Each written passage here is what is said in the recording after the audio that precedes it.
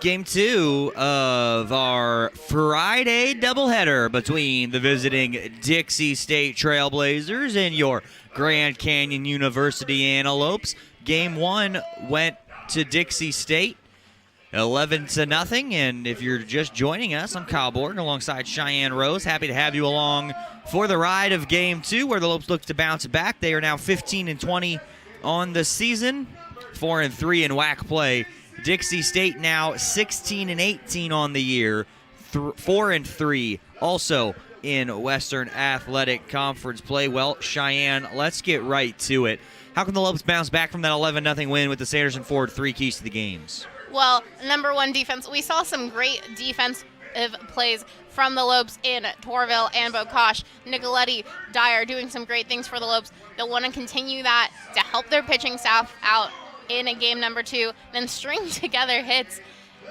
The Lopes have been scoreless in 16 innings now, so definitely just trying to get one hit at a time and bring those Lopes around, which if you're joining us for game number 2, once again, the final key is bring it around town times 2. That was our last key in game number 1. As I mentioned, Lopes scoreless in those 16 innings. Looking to get something to come across home plate here, try and get that momentum going and try and keep their number 1 spot in Western Athletic Conference play. Well, you said it, Cheyenne, that those keys to the game, that string them together, that is big for the Lopes, and bringing them around, left 5 on base in game 1, and then the defense, not bad for the Lopes. It was the long ball that really put the hurting on Grand Canyon in game 1, but Dixie State, man, their bats, they were on fire, and so was the pitching.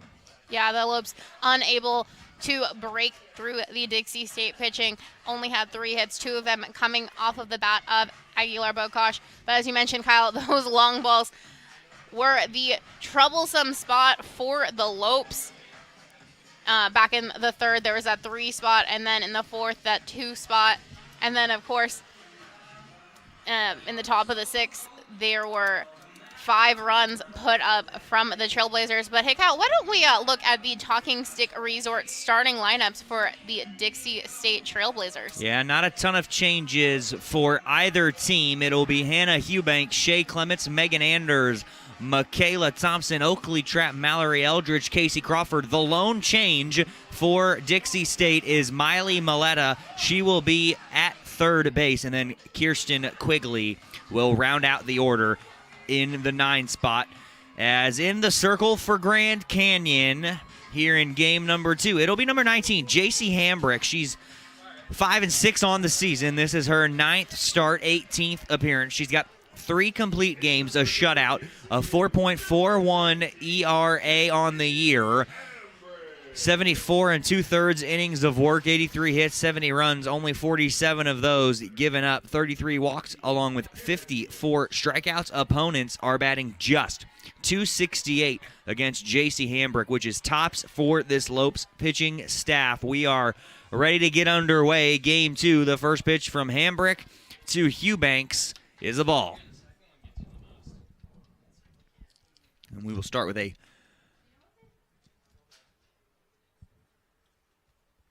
well, now we got a stoppage here.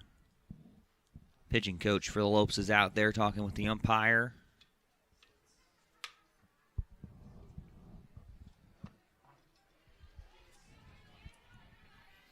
Handed something off to the pitching coach from her back pocket. Couldn't quite tell what it was. So 1-0 count from J.C. Hambrick to the leadoff batter, Hannah Hubanks, who was a perfect 3 for 3 in game number 1 of the day.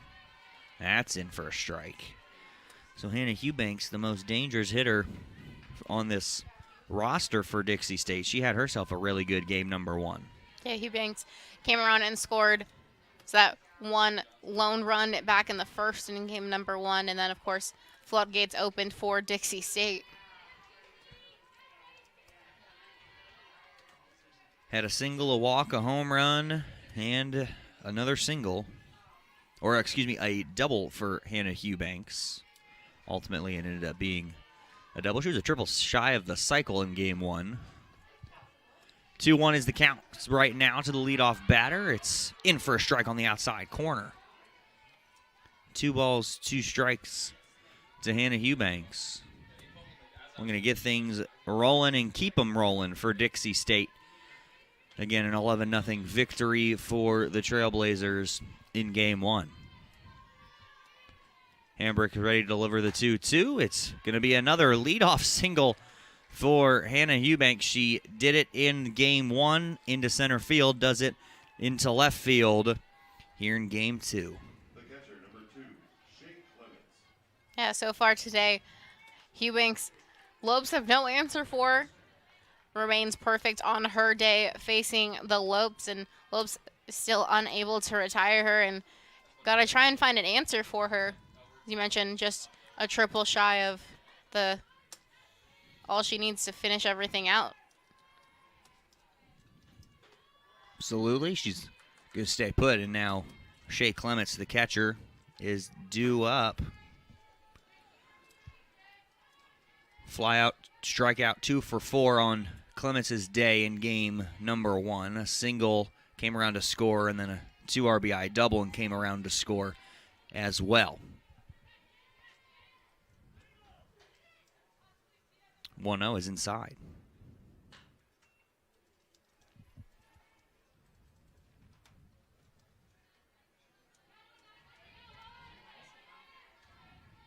Getting ready to get things started back up as as Dietrich steps out there and has a word with her defense. Yeah, Dietrich got game number 1 off. It was Gerke behind the plate for the Lopes. 2-0 from J.C. Hambrick. 1 hops in the dirt. Hitters count now 3 balls, no strikes to Shea Clements.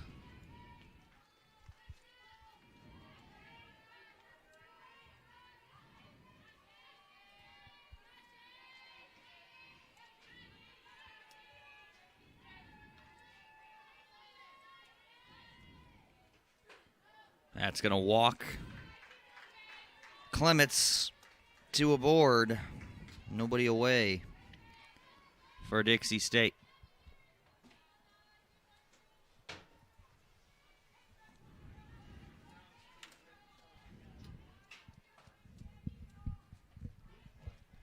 So Hambrick, the freshman pitcher from Dewey, Arizona, and Bradshaw Mountain High School, is in a bit of a pickle right now. 2 balls, or 2 men on, nobody out. Second and first as Anders steps up. Hambrick, last time we saw her was against Arizona State on Tuesday. 1 1/3 innings of work, gave up 4 hits, 8 runs, just 2 of those 8 runs earned, and struck out 1 Sun Devil. And she'll start Anders off with a strike. Anders was 0 for 3 back in game number 1.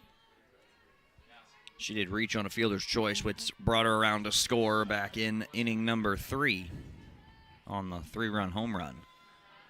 That was off the bat of Oakley Trapp. 0-1, foul away.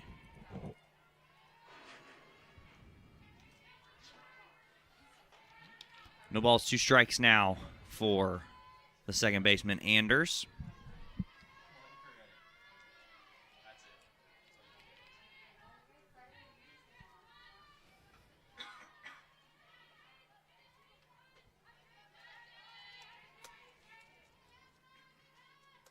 Hambrick ready to deliver. The 0-2 is outside for a ball.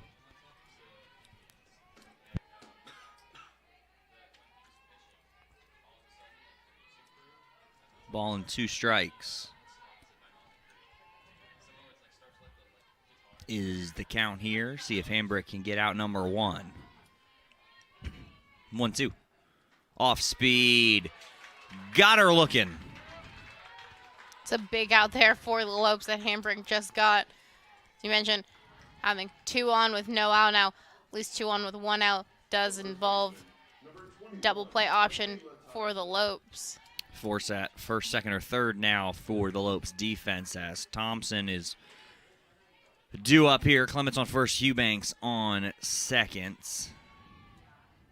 No score here in the top of the first so far, as that's in for a strike. This is the cleanup batter now, Michaela Thompson.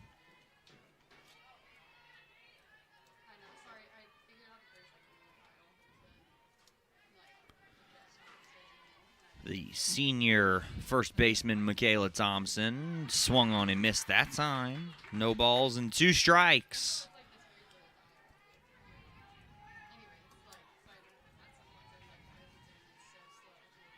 The transfer from Southern Utah. This is her second year on the Dixie State roster.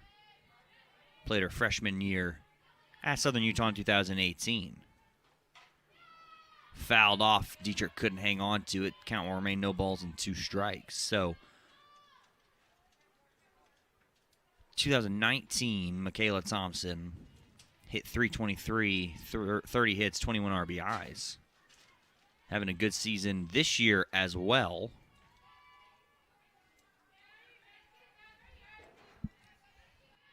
Michaela Thompson, along with Hannah Eubanks, as the top 2 batters and offensive threats on this team. Off to a hot start on her season as well. 0-2 is outside. Ball strike coming into the day. Michaela Thompson on the season was batting .344.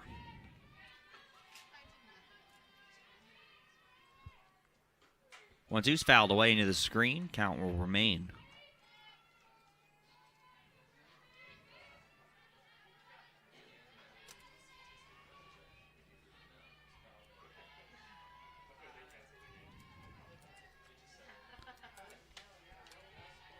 Michaela Thompson was 3 for 4 earlier today. Pair of singles and a double with 2 RBIs and a run scored. 1-2. Didn't get her.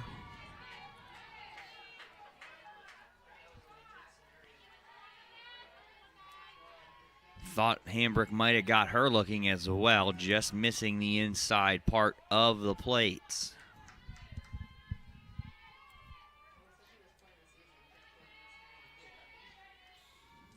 Two.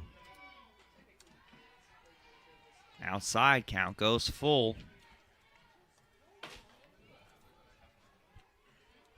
So after being down 0-2, Thompson works the count back to full, and it's 3-2, and now the pressure's on J.C. Hambrick.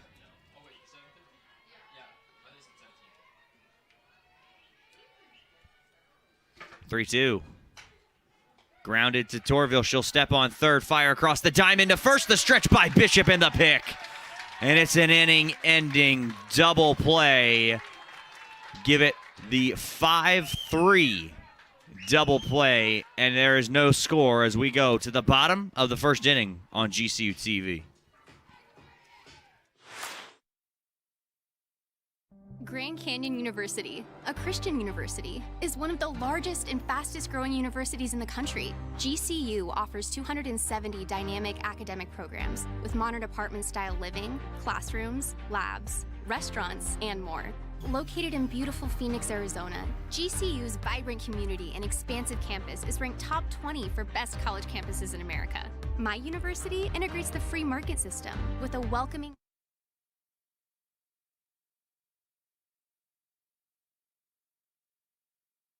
form communities. GCU campus students received over $157 million in scholarships in 2020, and many students attend GCU for less than the cost of a state university. Visit gcu.edu/myoffer to see the scholarships you qualify for. Admissible high school seniors can schedule a free visit from anywhere in the country. Find your purpose at Grand Canyon University. Visit gcu.edu/myoffer. No score going to the bottom of the first inning here in Game 2 of our doubleheader between the Trailblazers of Dixie State and the Lopes of Grand Canyon. Let's take a look at the Talking Stick Resort starting lineup here in Game 2 for the Lopes. Again, not a ton of changes, but a few. Gianna Nicoletti will lead off. Tabitha Dyer will play right and bat second. Angelie Aguilar-Bocage will bat third and will play in the hole at short.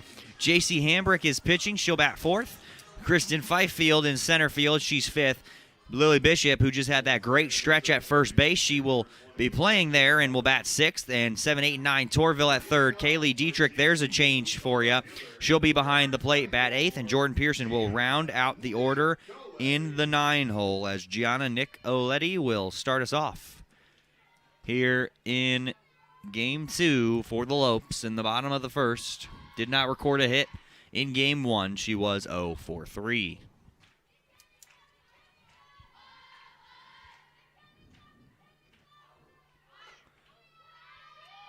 First pitch is a ball.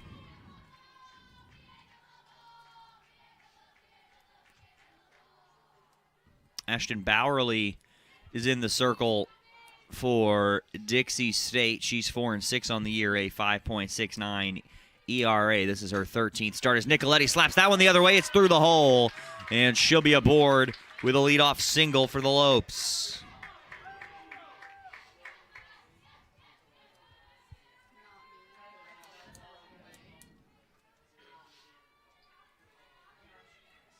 Yeah, that ball just getting past the outstretched glove there of the shortstop for the Trailblazers, and Lopes just like that have a leadoff person on with no outs, and definitely what the Lopes need to get things going in game number 2.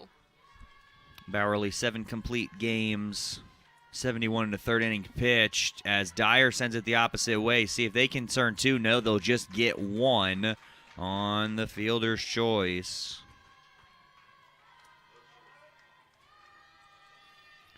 Then to finish out Bowerly's stat line, 97 hits, 76 runs, 58 of them earned, 27 walks, 31 RBIs. Opponents are batting .313 against Bowerly.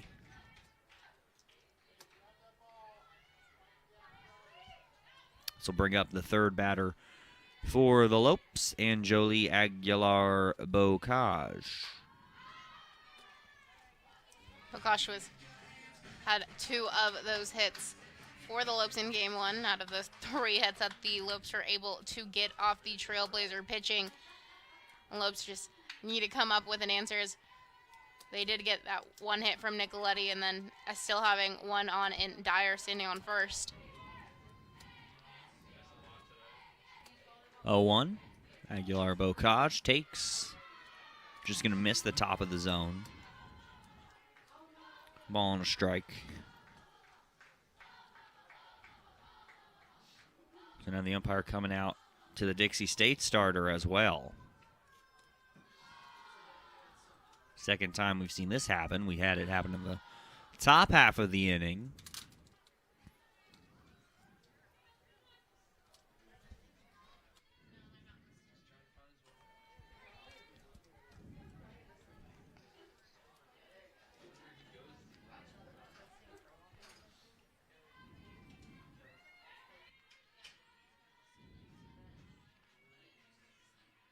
So now we're ready to go again with a 1-1 count to Angelie.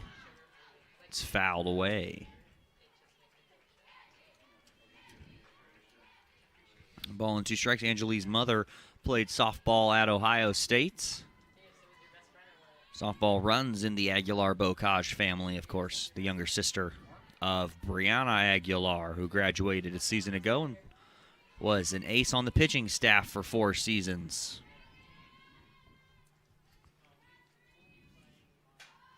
Bocage sends that into left. That's going to fall. There's a bloop single with 1 out and 2 aboard.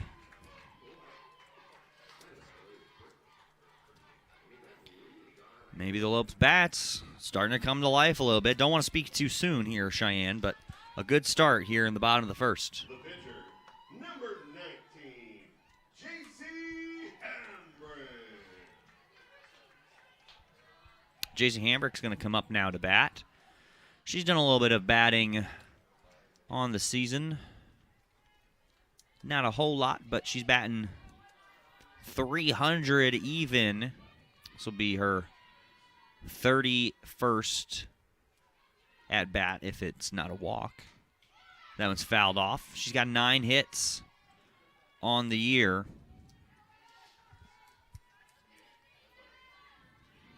Five RBIs for her. Gets on base 40% of the time. Starts off with a foul ball. No balls and a strike. Down the third base side, but foul. And quickly 0-2 to the Lopes pitcher.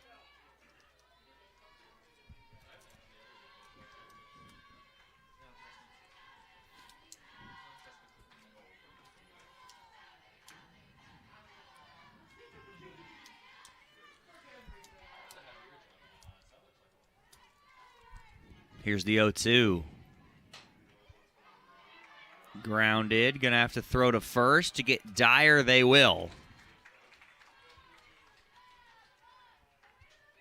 Or, excuse me, to get Hambrick as Dyer goes to third and Aguilar-Bocage goes to second. The center fielder, number 20, Kristen Byfield. Lopes have 2 in scoring position, something they didn't have a whole lot of in game number 1. Mentioned Dyer standing there on third. So Lopes looking to get something done and trying to strike first. We mentioned 16 scoreless innings for the Lopes, even though they came into this game being the most scored team in the WAC, having the most runs scored. Now Fifield down 0-2 in the count, and the Lopes led the WAC coming into the series with 161 runs scored on the season and looking to end that 16-inning scoreless streak dating back to the series last weekend at New Mexico State in Las Cruces.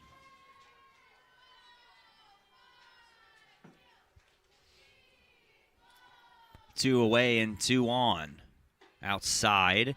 Tried to get Fifield to chase. Couldn't do so.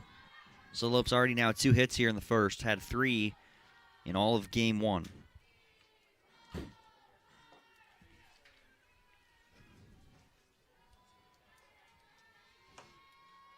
Bowerly settles in. Here's the 1-2. Swung on and missed off the tip. Held by Clements. And the Lopes strand a pair. Fifield, just like she did in game 1, strikes out to end the first. And there's no score as we head to the top of the second, as Dixie State will send 5, 6, and 7 batters to the plate.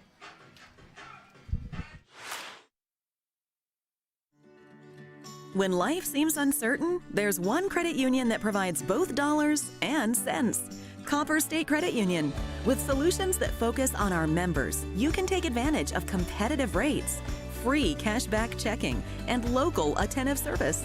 Uplifting our community is a standard we live by. That's why thousands of your Arizona neighbors rely on us. Strengthening Arizona families through financial empowerment. That's Copper State Credit Union. When I think back on graduation day, it's such a special moment. Walking across the stage, hearing your name called. I think I would really regret not walking. I think being able to finish out a long college experience with an awesome moment like graduation is really special. If I hadn't decided to walk that day, I think I'd regret not having that sense of closure and accomplishment for that huge chapter in my life. My name's Noah and I graduated in 2015. My name is Lauren and I graduated in 2016. Herff Jones, by your side. Scoreless first inning of play here in game 2 of our doubleheader between the Trailblazers of Dixie State University and the Lopes of Grand Canyon University, as JC Hambrick will come back out for her second inning of work. As you take a nice look there at the Grove. Just beyond the left field wall and the left center field wall. The freshman housing here on the campus of GCU will bring up Trapp, the designated hitter.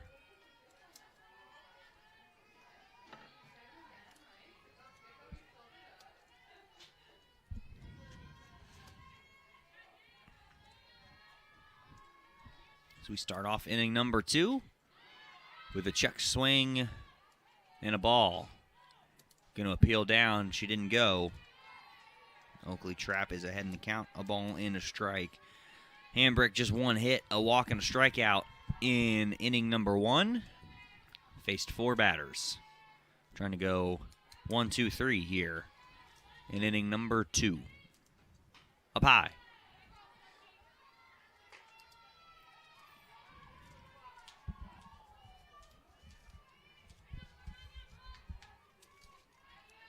Two balls and no strikes from the freshman for the Lopes.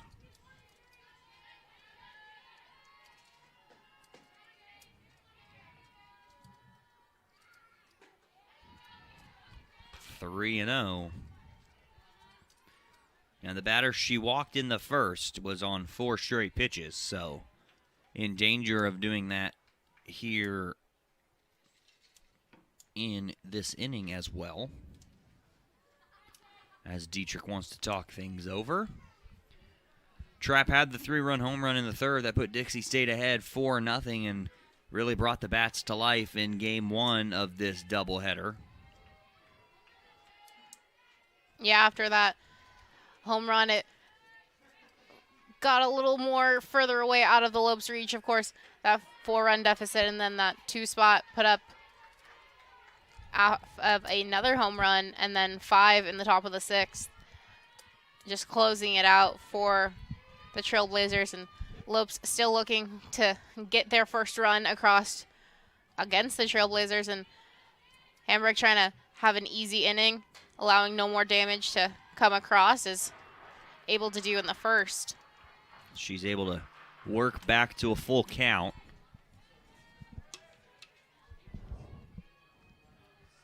It's a 3-ball, 2-strike full count here for JC Hambrick as the Lopes entered this game 2 on a 4-game losing streak, as that one's fouled away.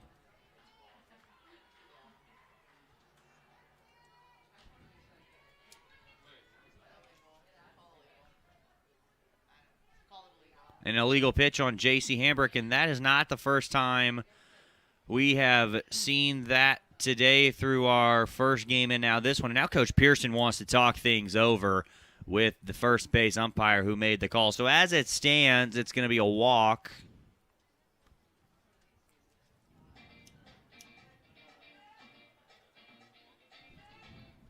Of course, with the shadows coming over the circle, it's a little hard to see there, Kyle, but as you mentioned, not the first time that we've seen an illegal pitch called on the Lopes today. Saw it a couple of times against Denhart in game number 1. Second walk of the game for JC Hambrick, as Coach Pearson lets her know the explanation from the umpire. Now batting for the Trailblazers, the left fielder, number 11, Mallory Eldridge. So Dixie State in game 1 broke a 3-game losing streak. They're looking to get a 2-game winning streak together if they can string together a couple of wins here in game 2. Lopes looking to end the losing streak, as this brings up Mallory Eldridge. Squared to bunt. The pitch was a ball outside as the count moves to a ball and no strikes.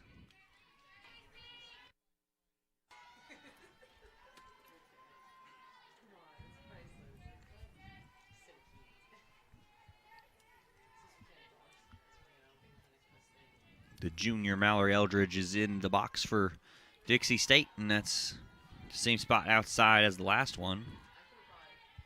2 balls, no strikes. Eldridge had a walk and an RBI triple in game 1.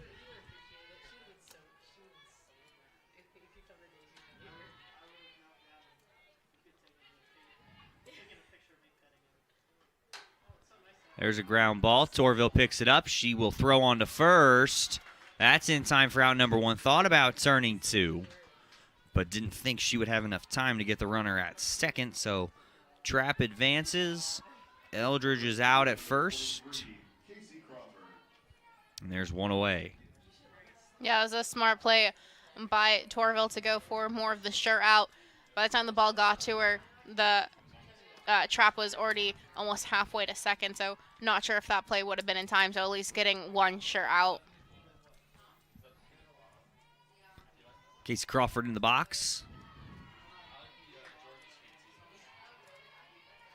She'll take for a ball. Fillmore, California native and the junior outfielder. She's in right field for Dixie State.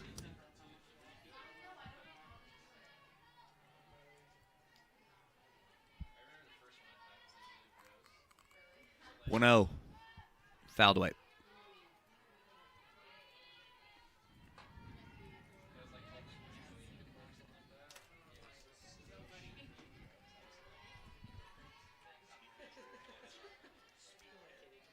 One with one away. Runner on second. That's Trapp.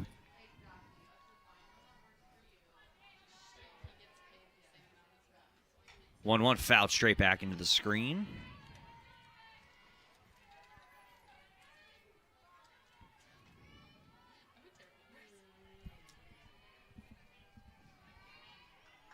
1-2 is the count. Strike away from retiring Crawford.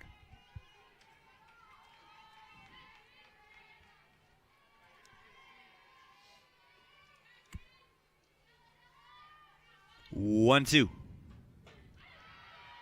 Outside, couldn't get her to go.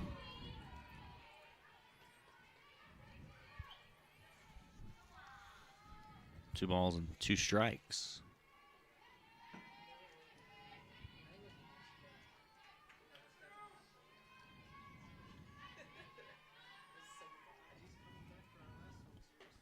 Off speed, got her looking.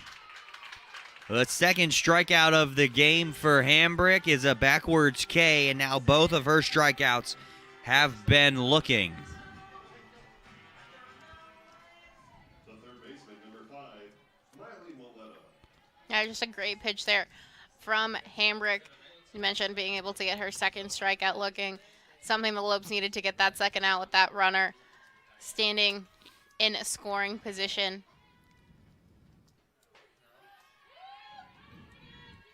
Miley Moletta comes in to the batter's box here. She'll be playing third for Dixie State. She was hit by a pitch and had an RBI single and was 1 for 1 in game one. She came in relief of Laura Lockard,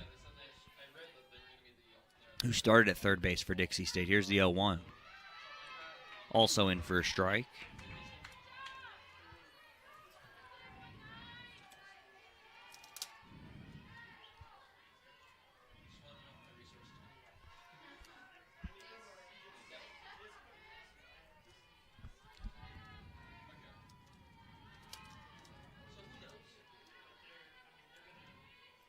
Comes set, winds, delivers.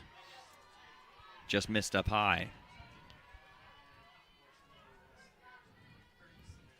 1 ball and 2 strikes to Miley Moletta,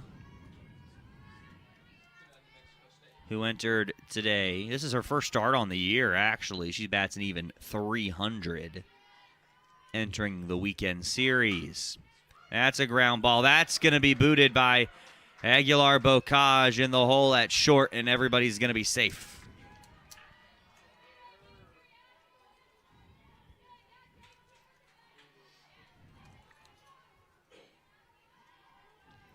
Number 7, the shortstop, Kirsten Quigley. Yeah, that one just hitting the back of her glove and not being able to hold on, allowing runners to be safe on the corners. Still 2 outs here for Dixie State, and Lopes trying to get that last one and come back to the plate. So this is the 9 batter now, the shortstop, Kirsten Quigley.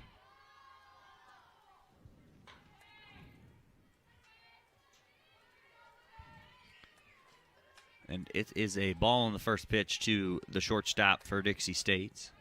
Moletta on first, Trapp on third. 2 on with 2 away in the top of the second inning.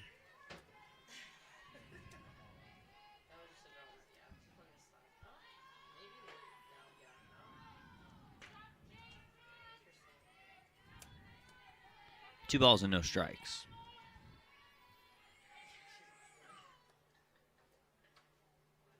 And then we'll have time called, and they'll meet at the circle.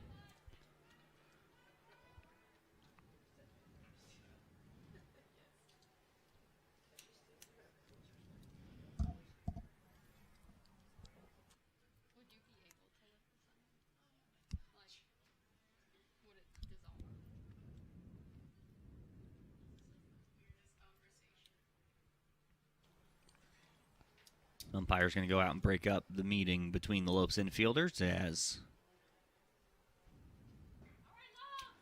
we're ready to get back underway. It's a 2-0 count to the 9-batter Quigley.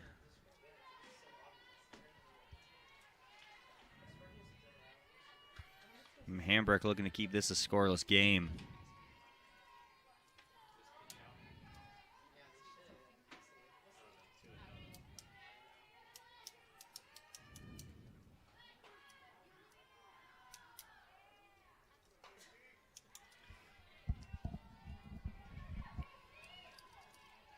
Three balls and no strikes.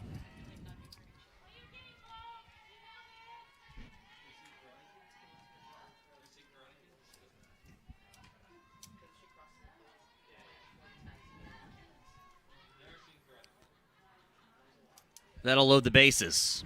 Turn the order over to the ever-dangerous Hannah Eubanks. Center fielder, Hannah Eubanks. Third walk for J.C. Hambrick today. Yeah, Lopes not able to have an answer for Eubanks.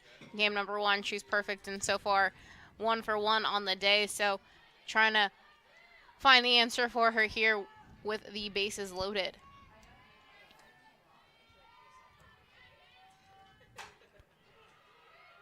Right into left past Nicoletti. It gets to the wall. 1 runs across, 2 runs. It's a bases clearing double. Going to third is Eubanks, and again, she's caught in a rundown. That's the second time today she's tried to go from second to third. So 3 runs ultimately come across before the Lopes get the third out. And it is a 3-0 Dixie State lead going to the bottom of the second inning here on GCU TV.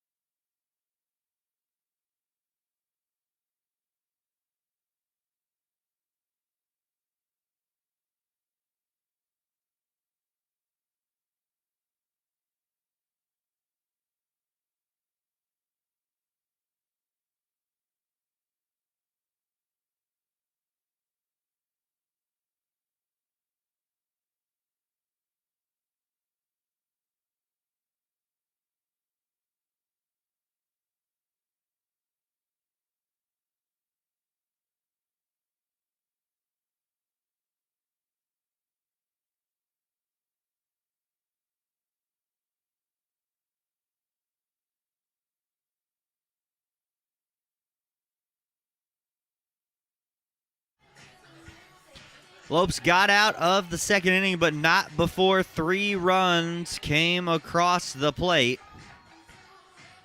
As it is now a 3-0 Dixie State advantage here in the bottom of inning number 2. The first baseman, number 27. Yeah, we saw Eubanks once again getting stuck in a little bit of a jam there and getting the last out and tagging her in Savannah Torville. But definitely Lopes trying to get some runs back early on here with Bishop coming up to the plate.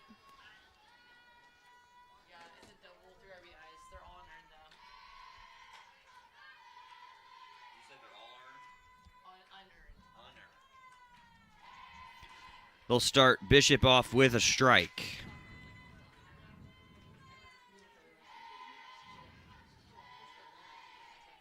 Bishop batting 6th this afternoon. 6, 7, 8 due up. for GCU now in a 3-0 hole.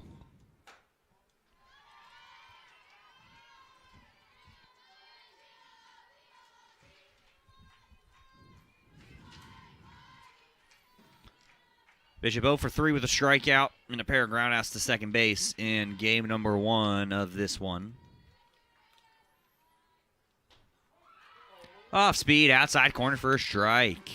Dixie State's off-speed pitches here today have been executed to perfection.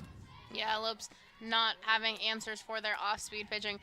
Saw Bishop a couple of times chasing some of those off-speed pitches in game 1.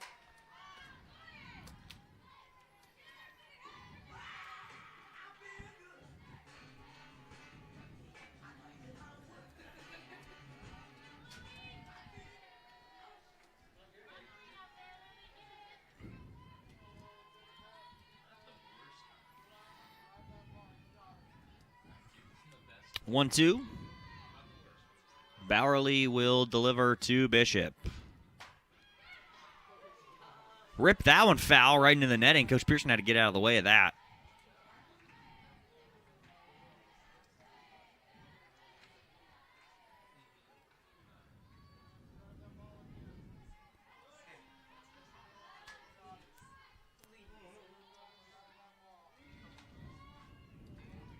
One ball, 2 strikes. Fouled off.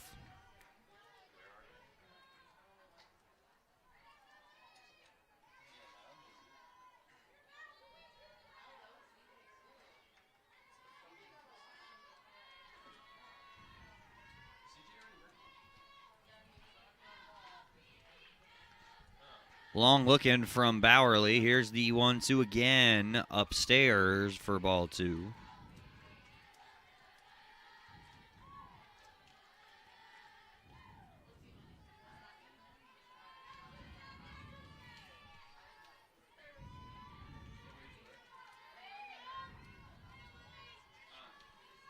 Two. Bishop on the off speed gets it to foul off into the screen. And the count will stay. 2 balls and 2 strikes.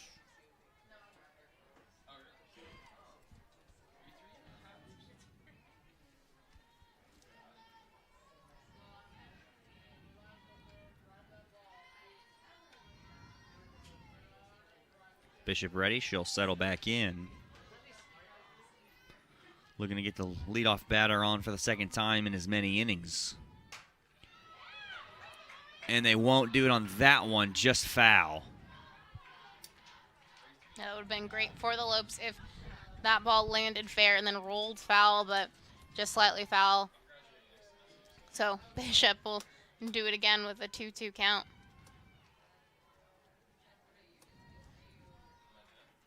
Two balls and 2 strikes to the first baseman for Grand Canyon today. That's our director, Travis Fleming's family right there. You see his son on the screen. Nice little family moment. Bishop fouls that one off again. Great camera work from our crew to spot them.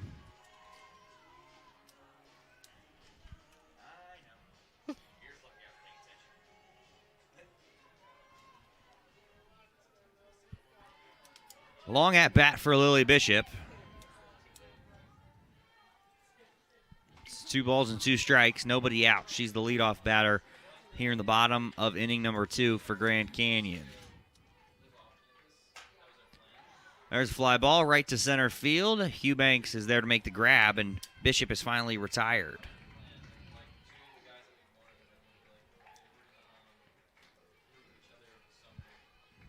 The third baseman, number 26, Savannah Tourville. Savannah Tourville will settle in. Whittier, California native for her first at-bat here of Game 2.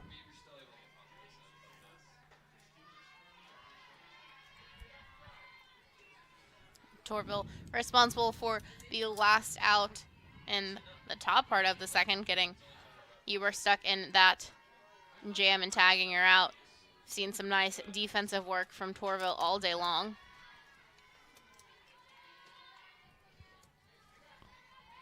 1 ball, 1 strike count now to the third baseman first. The Lopes, Savannah Torville. 0-for-2. Ground out to short and second in game 1 for Torville.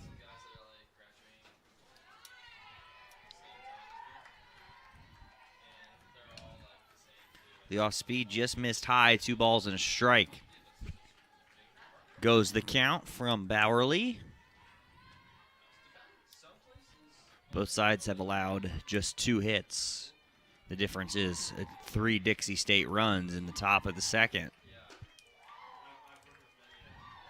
3 balls and a strike. Torville looking to settle in, get things rolling for the Lopes offense.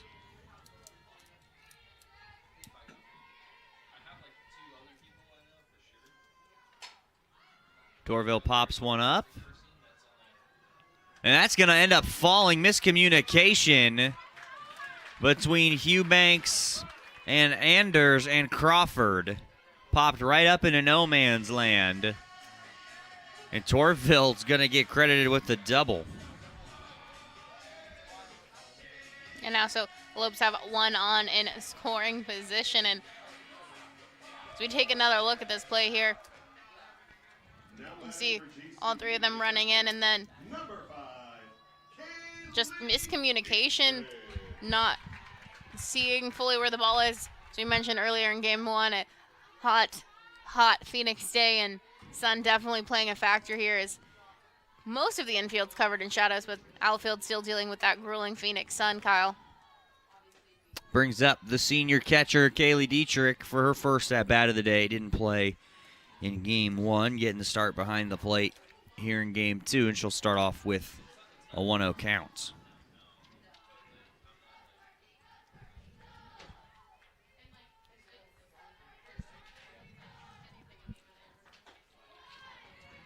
In for strike.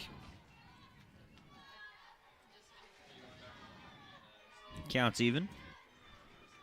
1-1 to Kaylee Dietrich. She's got some power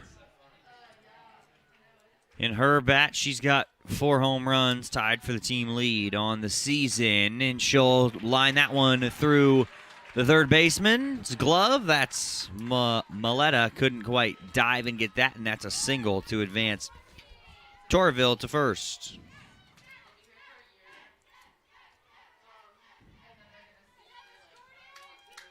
Yeah, as we take another look at that one here, and just nice work there, getting that ball right past the glove of the third baseman. And Lopes in business here with runners on the corner and only 1 out.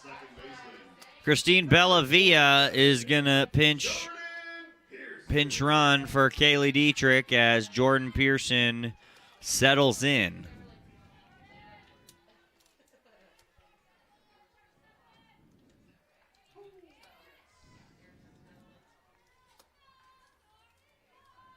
First pitch to Jordan. It's a ball. Runner for GCU, now on first base, number 15, Christine Bellavia.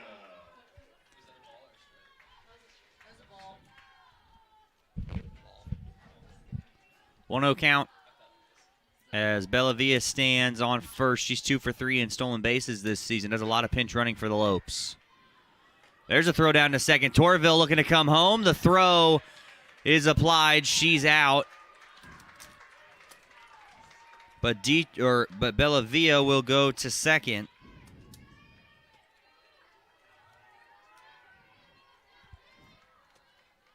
Yeah, aggressive base running there from the Lopes, trying to get Bellavia caught in the pickle and allow Torville to come around and score. But nice work there from Dixie State to realize what was going on and get that throw in time down to home plate.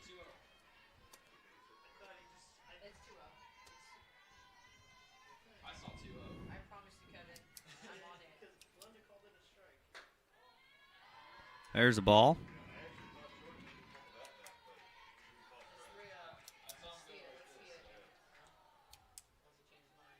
So now instead of a runner at third, just 60 feet from scoring.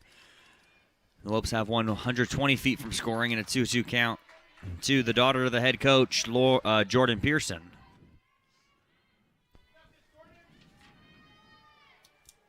Oh for 2, ground out to the pitcher and the first baseman in game number 1 of our doubleheader. 2-2. Swung on and missed, and Dixie State gets out of a jam. And it's still a 3-0 Dixie State Trailblazer lead after 2 innings of work. We'll go to the third when we come back.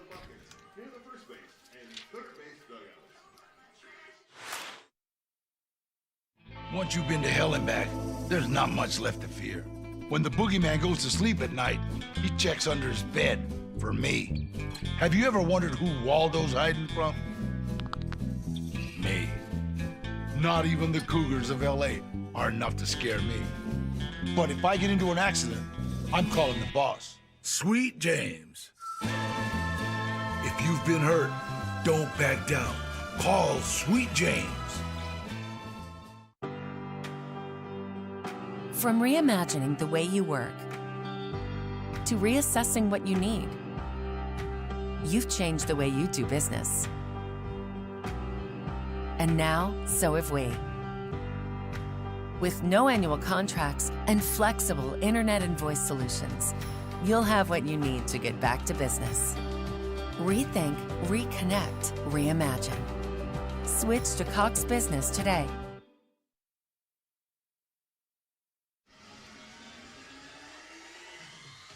GCU fans, if you haven't already, it's time to download the Lope Nation app. Watch GCU home sporting events directly from your app. Receive personalized news and score updates for your favorite Lopes teams. Follow the Lopes closer than ever with scores, schedules, stories, and more. And even more perks will be coming soon. Search GCU Athletics in your phone's app store or download the GCU Athletics app now at gculopes.com/app.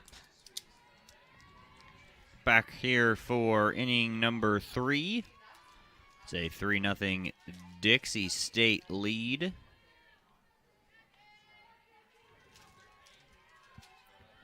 They'll start with 2-3-4 here in the third. It's Clements to lead it off. J.C. Hambrick back out in the circle. Clements walked in her first at-bat. And he'll get a ball to start off AB number 2.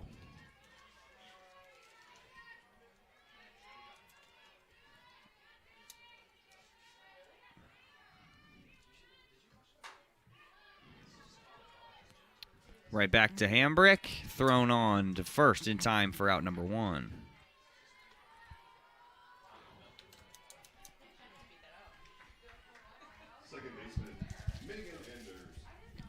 Megan Anders going to settle in.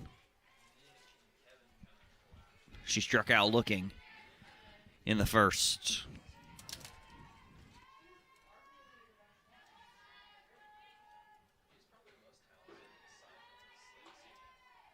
Okay, the Lopes have 4 hits in game number 2, only able to get 3 back in game number 1. That compared to Dixie State's 2 hits, but again, those 3 runs in the top of the second. And the person who has both hits for Dixie State being Hughbanks, and Lopes still not able to have an answer for her here today. She is perfect, 5 for 5 on her day between games 1 and 2 is Hughbanks. Luckily, at the moment, not due up in this inning if you're the Lopes defense.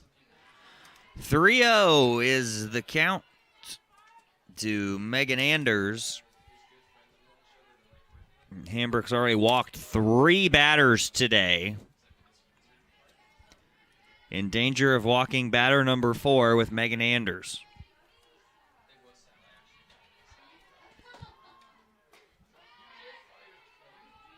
Fires a strike. 3 balls and a strike now is the count. 3-1 and a 3-0 lead for Dixie State. Looking to add on to that.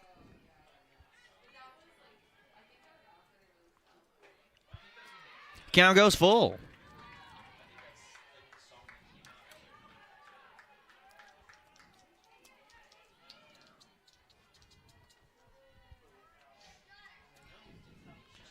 Three balls, 2 counts, 1 out. Nobody on for the Trailblazers.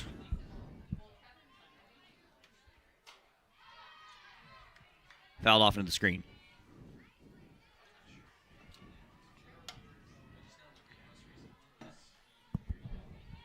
Nice work by Hambrick, being able to get herself back in after going 3-0 and bringing the count full here to Anders.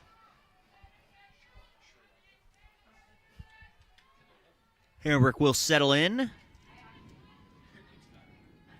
Here's the payoff. Right at Jordan Pearson on the line out, 2 down.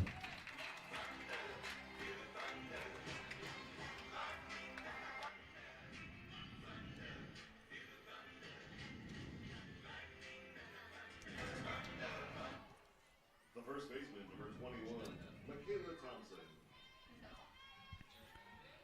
Michaela Thompson due up now. She's 0 for 1 on the day. She is the team leader in home runs with 10, RBIs with 34, and a .731 slugging percentage. So perhaps the best batter on this team. I mean, Hannah Eubanks is having a better day so far, but Thompson is just dangerous every single time she steps to the plates.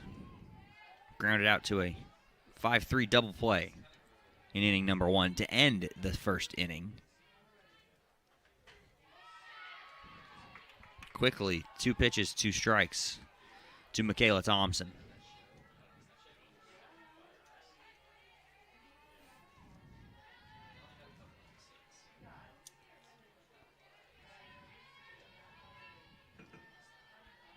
Here is the 0-2 from Hambrick, is outside. Well, in some ways, Kyle, you could say that Hambrick has a little bit of advantage as the fact that she's also hitting today. And so she has a better idea of where that strike zone is when she's in the circle as well at the plate because she gets to do both here today. 1-2 is a 1-hopper. 2 balls, 2 strikes.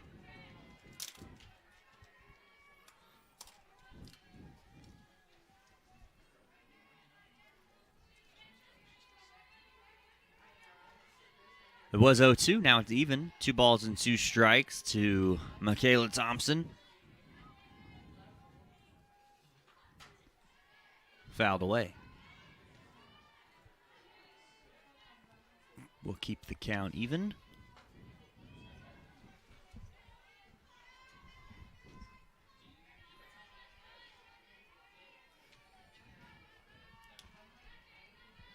Hambrick gets ready, settles back in.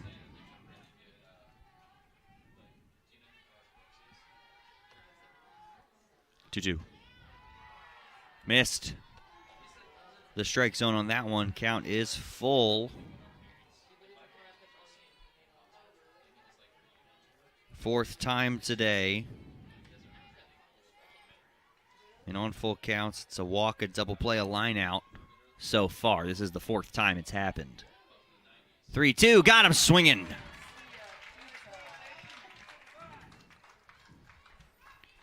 Third strikeout for J.C. Hambrick, and the score will remain 3-0 for the team from St. George, Utah, the Dixie State Trailblazers, as we go to the home half of the third on GCU TV.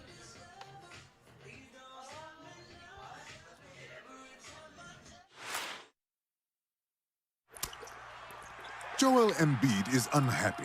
Like, really unhappy. Because the internet keeps using not-so-amazing GIFs to react to his amazing highlights. Mountain Dew presents the Joel Embiid Deserves Better Reactions GIF Collection.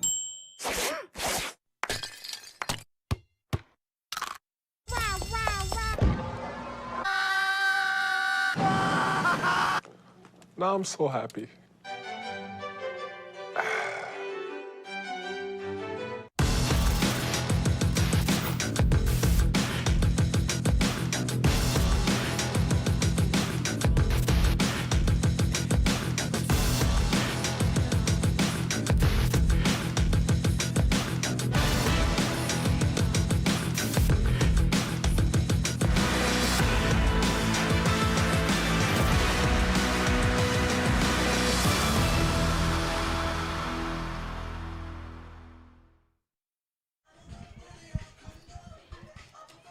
3-0 Trailblazer lead as we head to the bottom of the third. 1, 2, 3 due up for the Lopes. It'll be Gianna Nicoletti. She will lead things off for the Lopes here in inning number 3.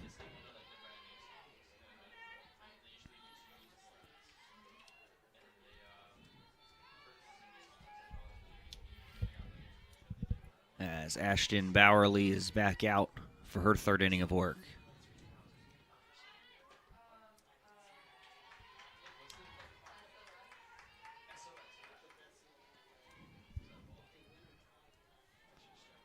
Nicoletti 1 for 1. She had a single in the left field to lead off the bottom of the first for the Lopes. 1-1.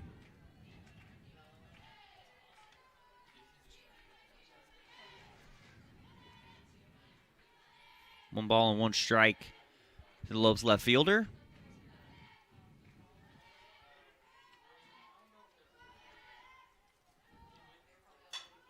That's back up the middle, and another single for Gianna.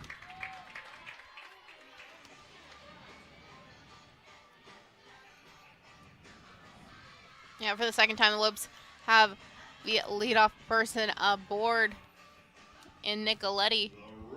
That one just hit through the gap there and hold center. So Lopes have dangerous base runner in Gianna Nicoletti aboard on first. Lopes are 5 for 10 as a team right now in the batting category as Dyer swung through, missed that throw. Can't get Nicoletti. She's got a stolen base.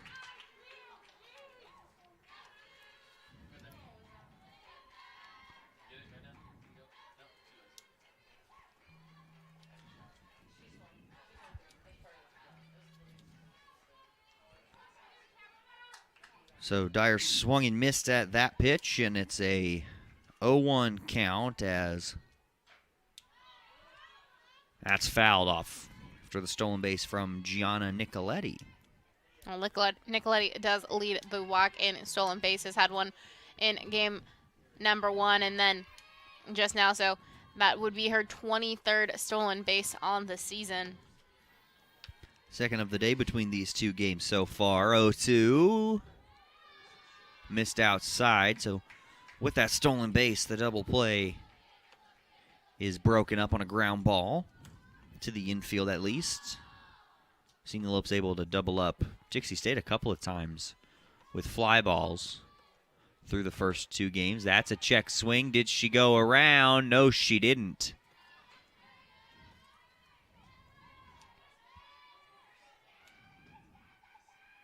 That's close. Yeah, just real quick you saw look it there. Make yeah. the judgment at home for yourself. Umpire said she didn't. 2 balls, 2 strikes.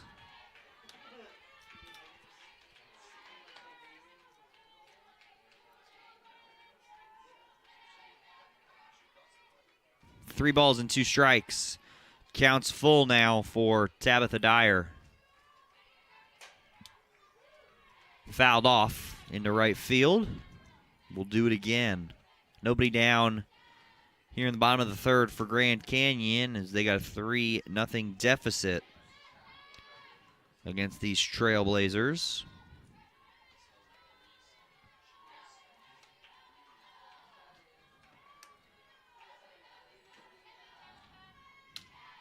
Three-two. Swung on and missed. There's out number 1. Strikeout number 3 for Ashton Bowerly.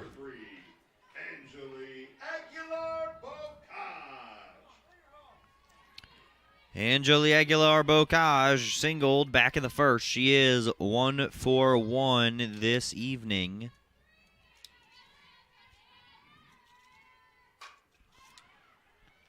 That's going to go well foul into right. Tried to drive that one the opposite way.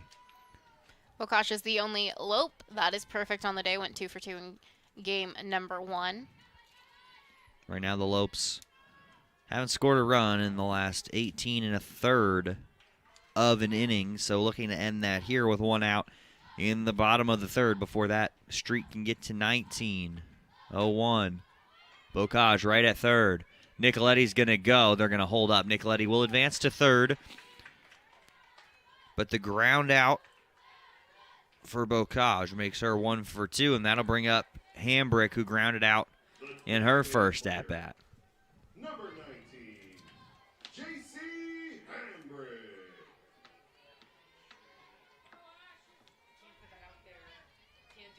Hambrick trying to give herself a little bit of something to work with, trying to at least chop that lead down by 1.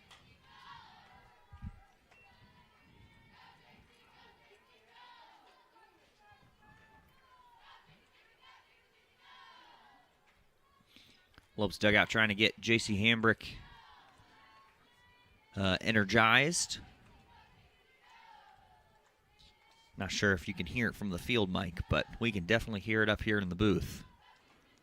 It's always fun to hear all the chants that they have for each of their teammates at the plate. Yeah, something you really only see in softball is the dugouts really getting involved all the time. Not so much in baseball, but definitely in softball, and it's definitely one of the better parts of the game for sure. 1-1. Grounded up the middle. It's going to be in time, and the scoreless streak will continue. It is a 3-0 Trailblazer lead for Dixie State, and Grand Canyon nothing. So we go to the fourth with a 3-0 lead for Dixie State. When life seems uncertain, there's one credit union that provides both dollars and cents. Copper State Credit Union. With solutions that focus on our members, you can take advantage of competitive rates, free cashback checking, and local attentive service. Uplifting our community is a standard we live by. That's why thousands of your Arizona neighbors rely on us. Strengthening Arizona families through financial empowerment. That's Copper State Credit Union. How does a chicken sandwich become a Whataburger spicy chicken sandwich? Is it by slathering it in a fiery sauce or adding some crazy hot toppings? Nah. If the chicken in a chicken sandwich wants to be spicy, it has to come from the inside. By marinating it in spices, frying it up, then cooling it off with fresh veggies, all on a new brioche bun. Good thing flavor can come from within. Good thing there's the new limited time spicy chicken sandwich at Whataburger.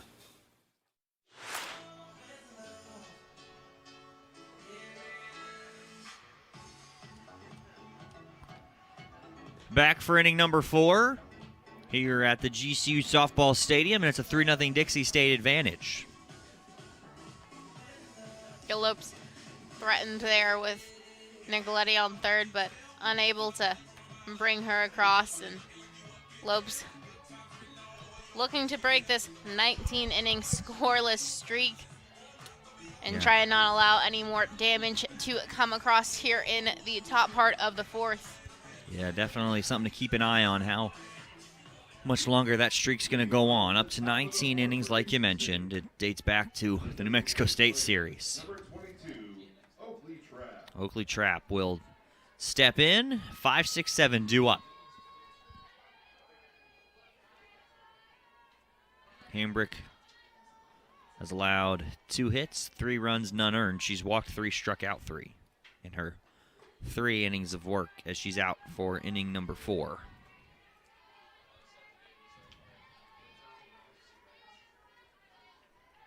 Trap walked in the second, came around to score on the 3 RBI double by Eubanks.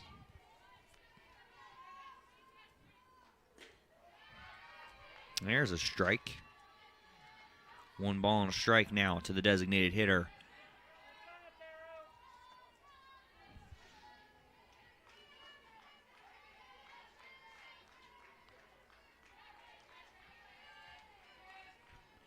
One, right down the middle.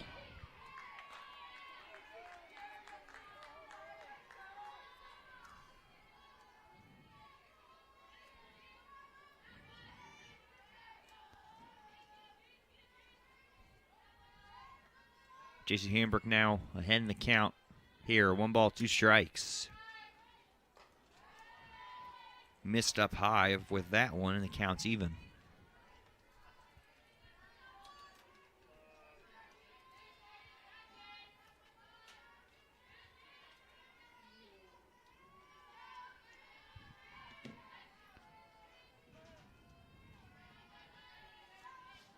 Two. Dietrich tried to frame that one. It was a quick movement, but the umpire did not want to have any of that. Full count again. Yeah, nice work by Dietrich trying to frame that real quick movement there, but as you mentioned, home plate umpire just not falling for it, and count will remain full here to Trap.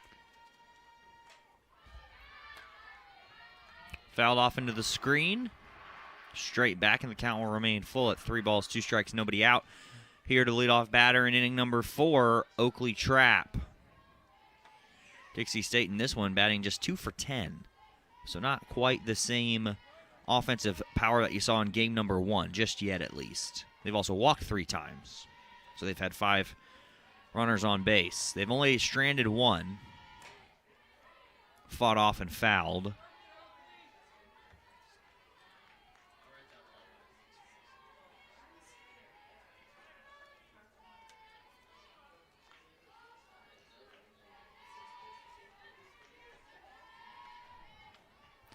We'll do the full count again. Was able to strike out Thompson the last time Hambrick faced a full count. Fouled off down the third base side again.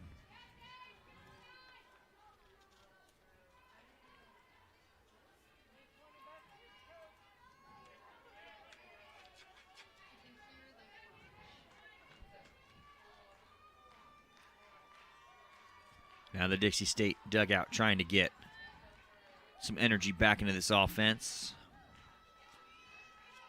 We'll see if the third payoff pitch can do anything.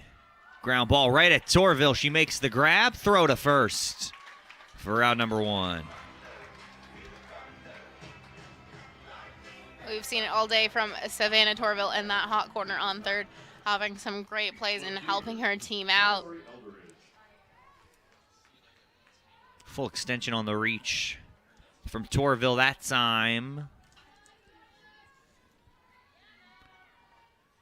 And of course also got to give credit to Lily Bishop being able to stretch out for some of those plays that have happened. Mallory Eldridge will settle in now. Grounded out to Torville. Her first at bat, so she's 0 for 1 today. She'll get a first pitch ball. So a 1-0 count for Eldridge playing left field. Fights that one off and foul. 1 ball and 1 strike.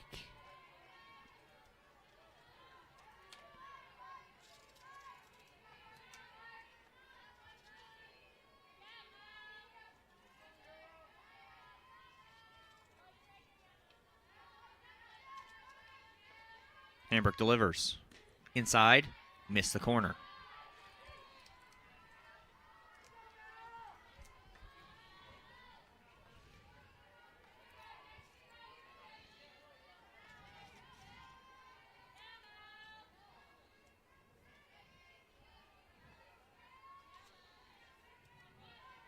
Two balls and a strike. Here is Hambrick.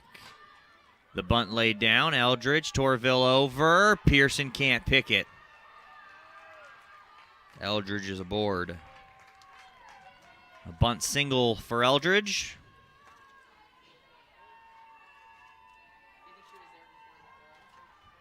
Right fielder, Casey Crawford. It looks like that ball just thrown a little low there to Pearson. So a runner aboard for Dixie State.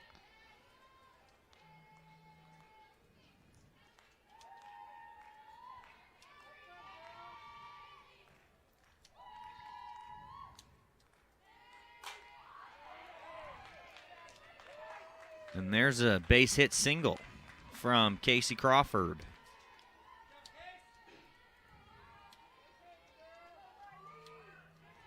Third baseman, Miley Maletta. Miley Maletta reached on an error by Angeli. Aguilar-Bocage came around to score in the second. She'll be due up with one away.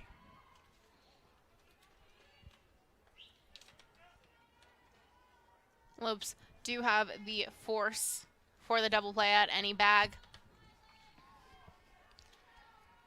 Looking to get out of this inning with any more runs coming across here. Fighting that 3-run deficit already.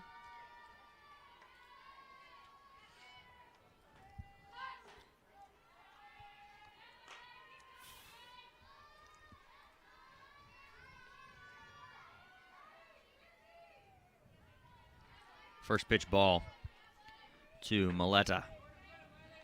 Crawford on first, Eldridge on second, looking to add on to this lead.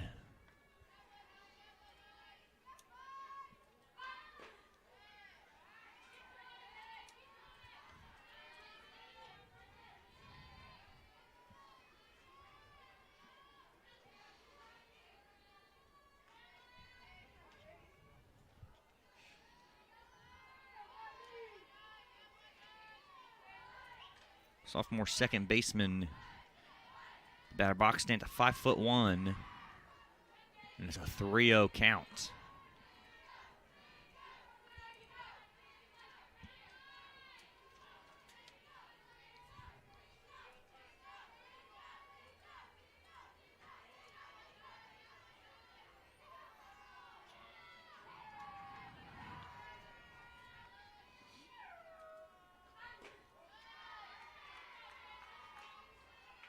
That's in for a strike.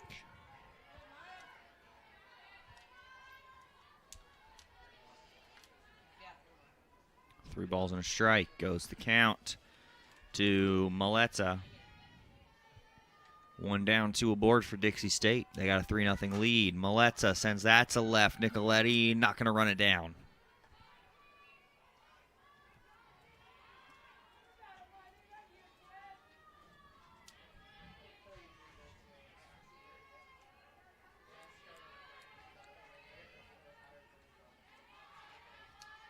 Counts full. Second time in the inning. 3 balls and 2 strikes, 1 away. First and second are the runners. It's a 3-0 lead with 1 out. Did she go? Yes, she did.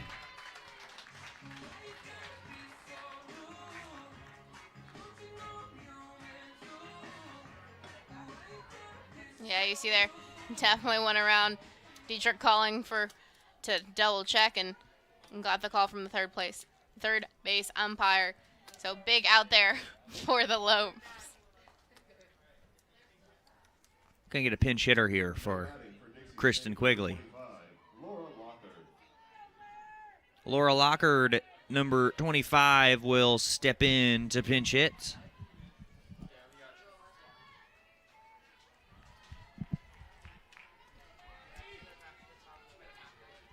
Earlier today, Lockard was 0 for 2. A pair of ground outs for her before she was replaced by Maletta, who just struck out. First pitch is a strike.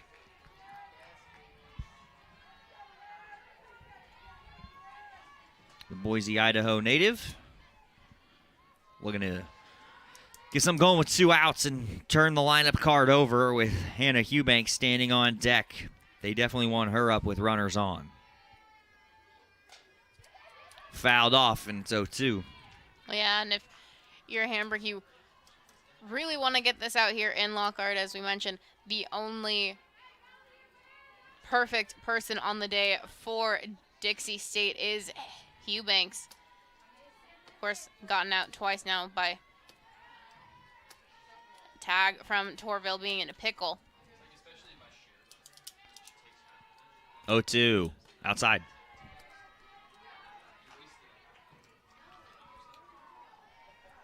A ball and 2 strikes from Hambrick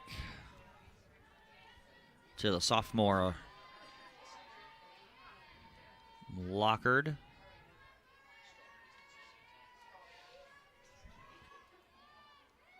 One-two off speed, popped her up. Nicoletti in to make the grab and will retire the side. Dixie State threatens but can't plate one, and we'll go to the bottom of the fourth. It's a 3-0 Trailblazer lead. It's time to get away.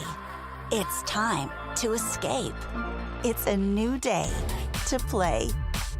Your retreat awaits at Talking Stick Resort. Indulge your appetite for excitement with our thrilling table games, our electrifying slots, our outstanding restaurants, and our exceptional accommodations. It's all waiting for you. It's a new day to play at Talking Stick Resort. Play in style. When life seems uncertain, there's one credit union that provides both dollars and cents. Copper State Credit Union. With solutions that focus on our members, you can take advantage of competitive rates, free cashback checking, and local attentive service. Uplifting our community is a standard we live by. That's why thousands of your Arizona neighbors rely on us. Strengthening Arizona families through financial empowerment. That's Copper State Credit Union.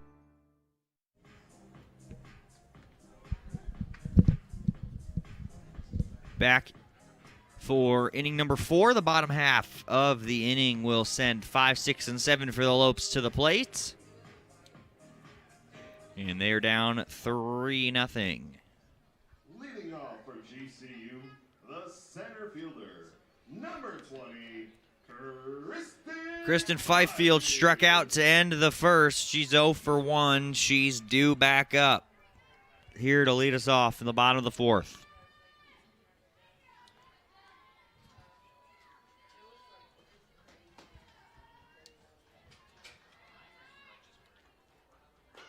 Squares to bunt. She went around. Didn't make contact, and that's a strike.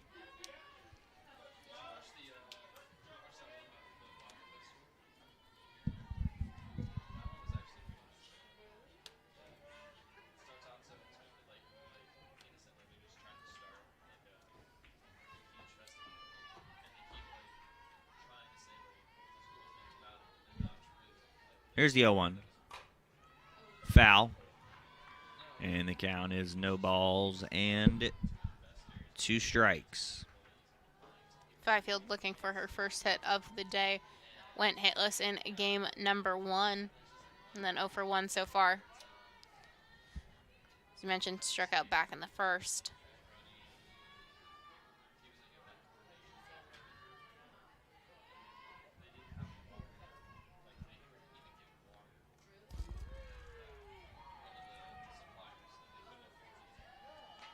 One ball and 2 strikes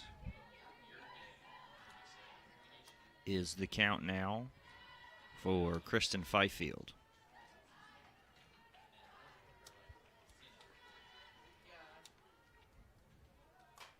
Fouled away again. 1 ball and 2 strikes.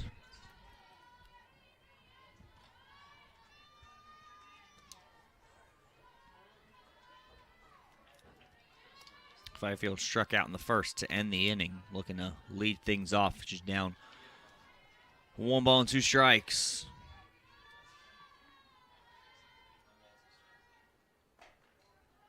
Two.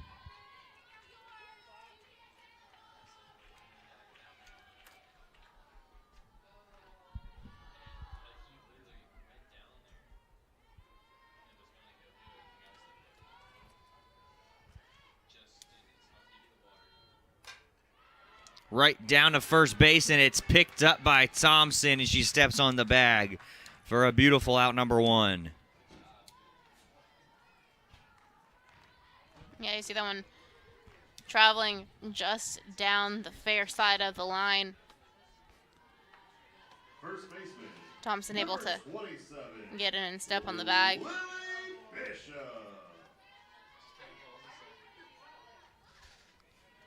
That'll bring up a little Lily Bishop.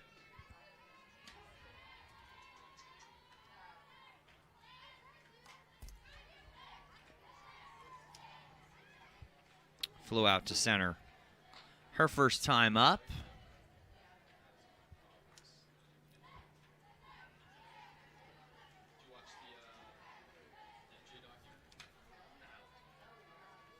Got an 0-1 count Now to Lily Bishop, the first baseman for Grand Canyon this evening. Both games of the doubleheader. There's a rip. That's into center. Bishop to the wall, and it's a solo home run for Lily Bishop.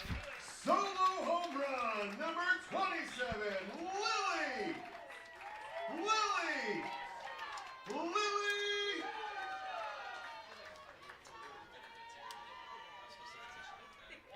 Well, Kyle, is that something that the Lopes needed so much after we mentioned 19 scoreless innings dating back to April 3rd in that last game against the Aggies in Las Cruces? That solo shot from Lily Bishop puts her at the top of her team now with 5 home runs on the season. The third baseman. A one-out solo shot from Lily Bishop brings up Savannah Torville. Doubled her first time up. And was thrown out at home.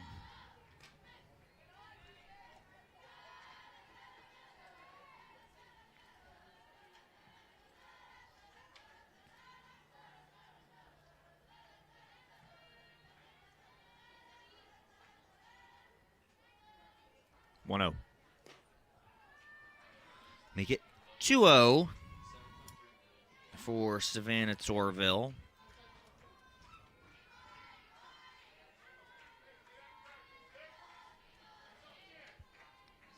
Maybe that's home run gets the Lopes going a little bit. Let's find out as Torville fouls that one off in a much-needed solo home run. That was a line shot over the wall in center field.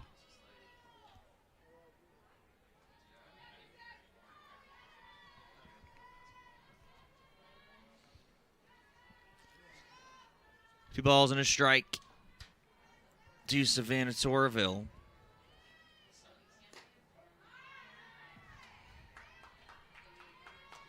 That's in for a strike as well. Good job from the catcher Clements to keep that in the zone. Count is even.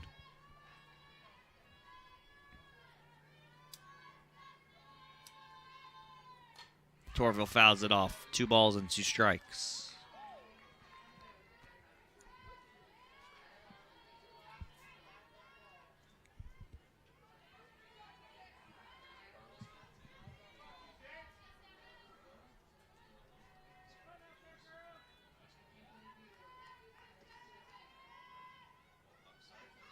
Two.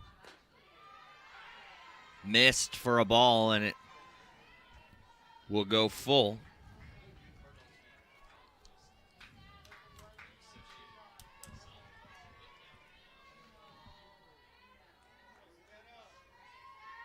Here is the payoff. Torville rips that one into left. It's going to get to the wall. Torville looking to get another double out of it. Throw to second, not in time. She's in with her second double of the game. Well, you mentioned, Kyle, that home run from Bishop might be what the Lopes needed to get things going. And all right, after that, Bishop gets her second double of the day. So Lopes looking to at least get one more across here, only with 1 out. Looks like we'll have a pitching change here for Dixie State. Now pitching for Dixie State, number 17, Kate Dolinsky. Let's step aside while the new Dixie State pitcher warms up. More on her when we come back.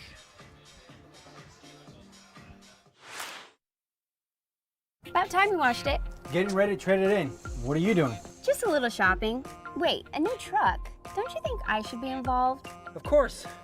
We'll head over to Sanderson Ford as soon as I'm done. I don't have time today. Hope we're going with 4 doors this time. Ooh, of course. I know exactly what I want. I mean, we want. A lightning blue Ford F-150 Super Crew with EcoBoost. All done. Shop from home, buy from home, we deliver. From the dealer you can trust, Sanderson Ford. Number 17, Kate Dolinsky, will go to the circle for Dixie State. This is her 15th appearance. She's 1-3 on the year.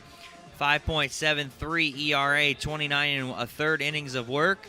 55 hits given up, 36 runs, 24 of them earned, 16 walks, 15 strikeouts, and opponents are batting .382 against her. In the final line on Ashton Bowerly, 3 and a third innings of work, 7 hits, 1 run. It was earned, 3 strikeouts, no walks.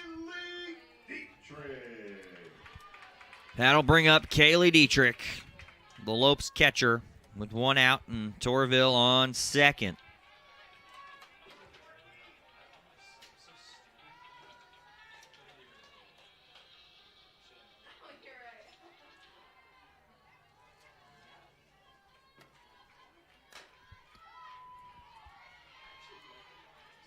Dietrich fights it off.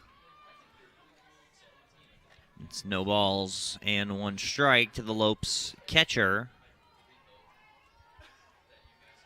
She singled in the second and ended up being stranded at second base.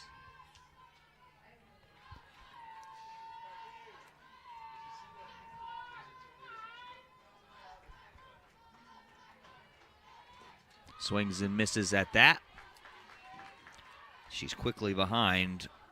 No balls and 2 strikes as Savannah Torville stands aboard second base after her second double of the game.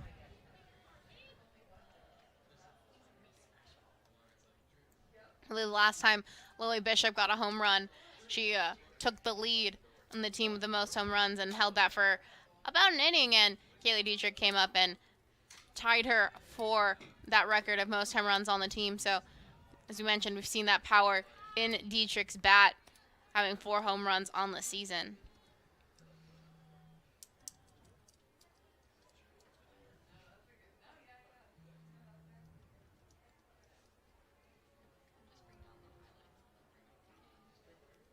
Looks like we'll have a conversation here with the catcher and the head coach, and looks like we're good to go. Maybe just a strategy meeting. Looks like everything's okay, and it's no balls and 2 strikes to Kaylee Dietrich.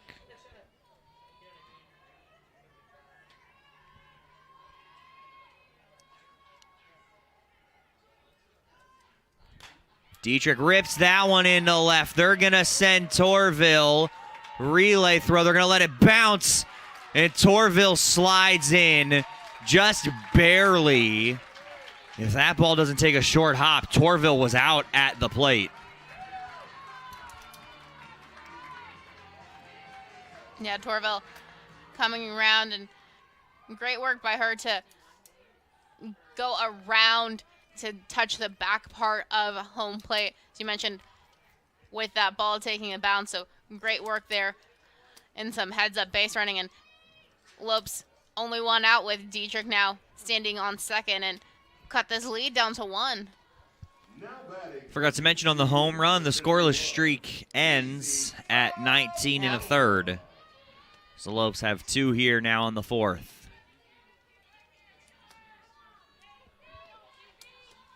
And a pinch hitter in Daisy Taloa. Taloa, ground ball to second, over to first in time for out number 2 as Dietrich moves over.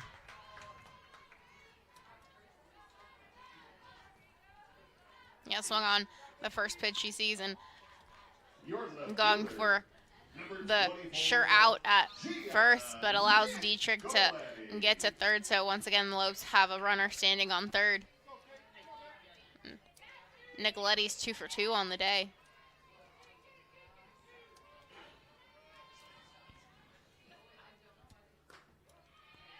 In for a strike. Nicoletti 2 singles. First and the third for her. She is 2 for 2 like you mentioned.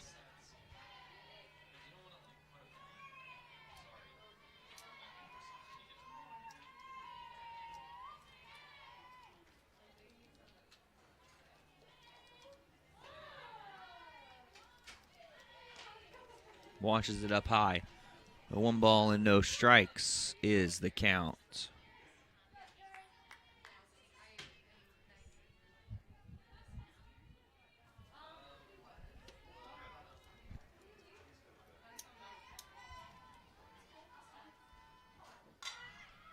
Nicoletti lays down a bunt. Throw to first. Not in time. And Nicoletti's going to move to second. No throw from the first baseman.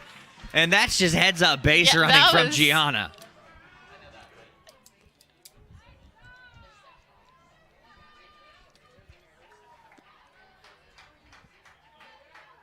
Yeah, the speed in Nicoletti, and the ball is still in the first baseman's hand and just runs down to second with...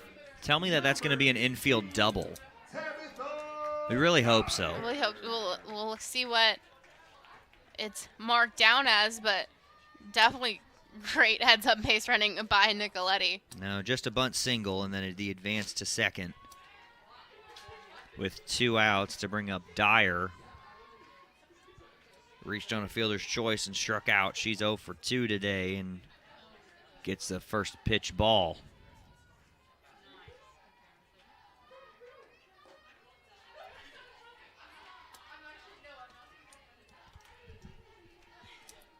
Now a base hit here from Dyer with the speed, and Nicoletti standing on second could potentially give the Lopes the lead here, Kyle.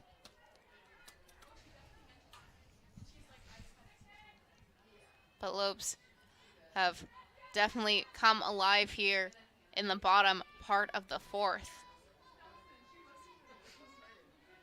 3-2 Dixie State lead.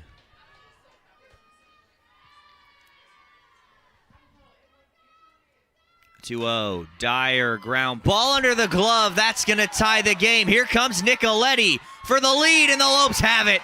It's a 2-out, 2 RBI single for Tabitha Dyer, and the Lopes have the lead. Yeah, one just past the glove. And as I just said, the speed in Nicoletti coming around and sliding in, touching the back part of the plate once again to getting there well in time before the throw. But now, for the first time to date, the Lopes have the lead on Dixie State. See if they can keep adding on to it with Angeli Aguilar-Bocage. She is the 8th batter of the inning.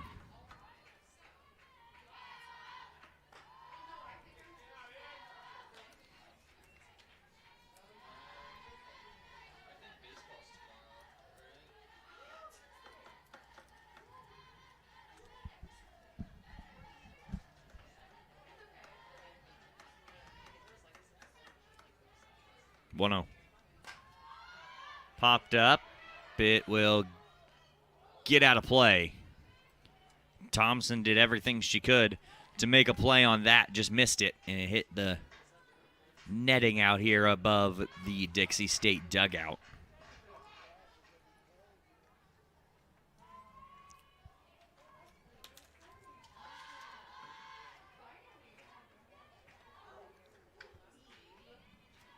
One ball and 1 strike.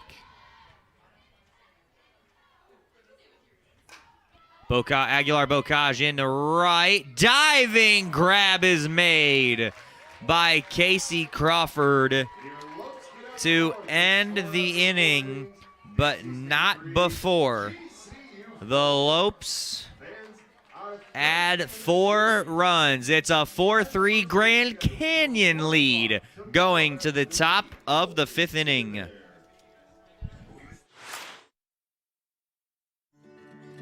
When life seems uncertain, there's one credit union that provides both dollars and cents. Copper State Credit Union. With solutions that focus on our members, you can take advantage of competitive rates, free cashback checking, and local attentive service. Uplifting our community is a standard we live by. That's why thousands of your Arizona neighbors rely on us. Strengthening Arizona families through financial empowerment. That's Copper State Credit Union. I'm personal injury attorney James Bergener. Accidents can happen. If something happens to you or your family, call me. My firm and I will take you by the hand and guide you through everything. You see, personal injuries are just that. They're personal. You're not a number. You're more than just a name. This is your life. At my firm, each case is professionally and personally tailored to you. So if you've been injured, I've got your back. Call me now for a free consultation. Welcome back inside the GCU softball stadium. For the first time today, the Lopes have a lead, and JC Hambrick in the circle coming to work once again here in the top part of the 5th inning, looking to do something that has not been done so far today in retire Eubanks. She is perfect on the day, 5 for 5, 3 for 3 in game number 1, and then 2 for 2 so far in this one. So Lopes looking to keep their lead going strong here. We're in the top part of the 5th, and Eubanks coming up to the plate.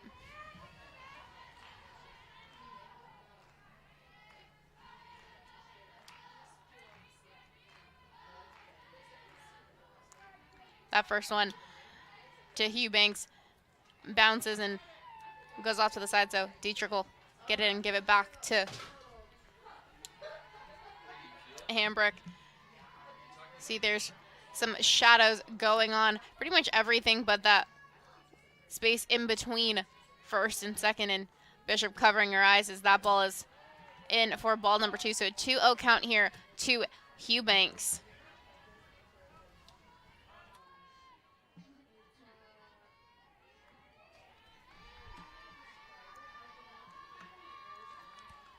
Mentioned first time Lopes pitching, working with a lead today. That'll be ball number 3 from Hambrick, but nice work there by Dietrich trying to frame it up. But a 3-0 count here to Eubanks. Been a very dangerous hitter for Dixie State so far.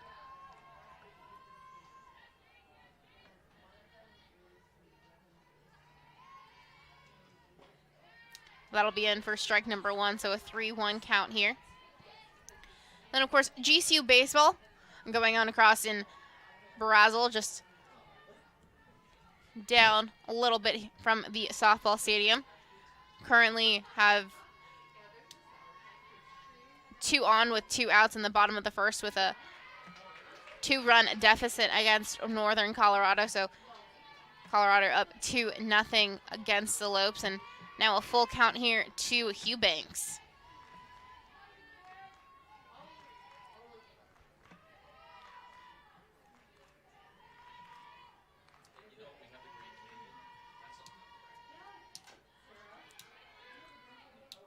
And that one fouled off there by Eubanks. So once again, her count will remain full, and she'll do it again.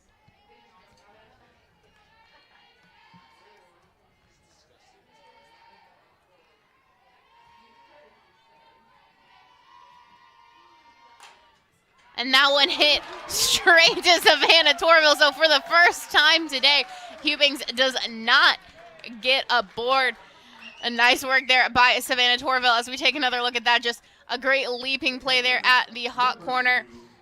Able to retire Eubanks for the first time and give the Lopes out number 1 here. Seen it all day. Great work from Savannah Torville at the hot corner, doing some great plays for the Lopes and getting outs when the Lopes desperately need them.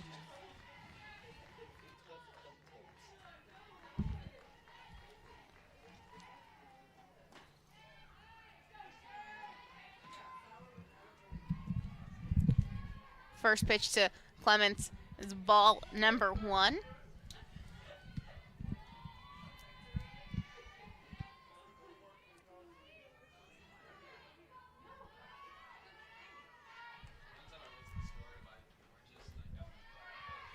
And that'll be called strike 1, so a 1-1 count here to Clements.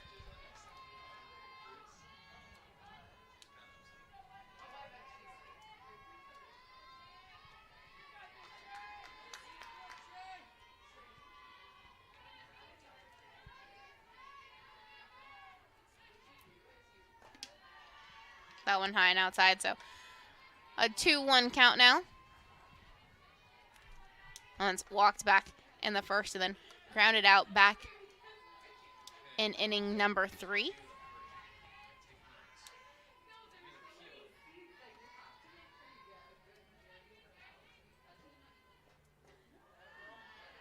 That one down low, so a 3-1 count now for Clements. Hambrick looking to avoid the walk for the 5th time today.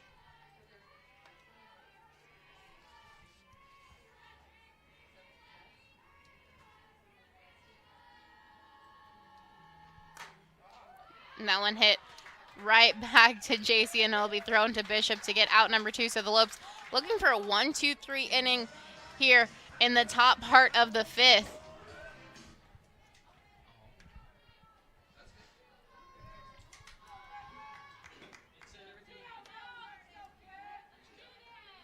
And that'll bring up Anders to the plate. Struck out looking back in the 1st, and then line drive back in the 3rd. That one high and outside, and nice work by Diedrich being able to keep that one in front.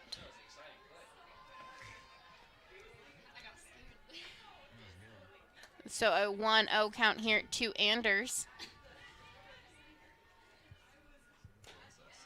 That one fouled off. So again, Hamburg being able to have a 1-1 count to start off. We've seen that frequently today. Lopes pitching being able to start off with a 1-1 count and looking to record out number 3 here in the top part of the 5th. And that one painting the corner for strike number 2. So Hamburg now ahead in the count.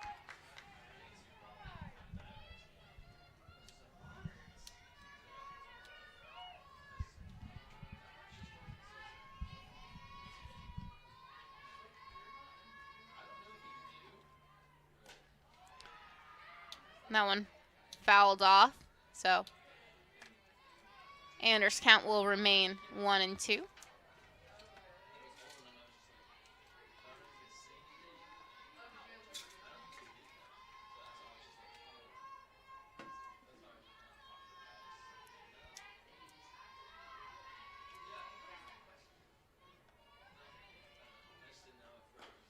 And swing on and miss. Bring her up and sit her down. Lopes have a 1-2-3 inning.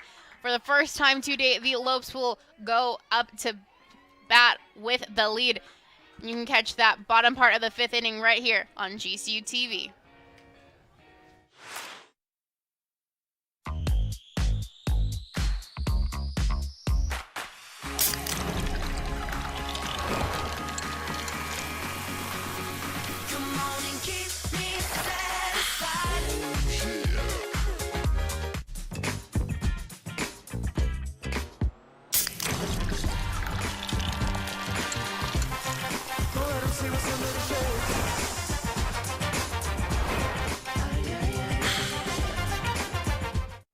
How does a chicken sandwich become a Whataburger spicy chicken sandwich? Is it by slathering it in a fiery sauce or adding some crazy hot toppings? Nah. If the chicken in a chicken sandwich wants to be spicy, it has to come from the inside. By marinating it in spices, frying it up, then cooling it off with fresh veggies, all on a new brioche bun. Good thing flavor can come from within. Good thing there's the new limited time spicy chicken sandwich at Whataburger. Get the best gear to show off your Lopes pride. Go to lopeshop.gcu.edu to find everything GCU, from the newest apparel to the coolest accessories. Use promo code GameDay20 to get 20% off just for being a GCU TV viewer. Log on and get your gear today. You know, Kyle, GCBC products are sold at the Lope Shop. You can get some K-Cups for your Keurig, or buy cases of Stampede, as today is National Stampede Day. You were just waiting to work that in. Was. I'm surprised it took this long. I know. I'm proud of you. I'm trying to be better about it. Not have as much. We normally have a counter going Yeah, for how much you normally. mentioned GCBC. They still haven't sponsored me, and I graduate in a week. I was gonna so, say you know, it's getting it's a little sad day. getting a little late. Yeah, it's a little bit of a sad day. Oh well. Back for the bottom of the 5th. The Lopes have the lead for the first time, coming to the plate as J.C. Hambrick, the designated hitter, will lead things off. Kate Dolinsky's still out there. She in 2/3 of an inning pitched, has given up 3 hits, 2 runs, both earned, including a double as part of those 3 hits.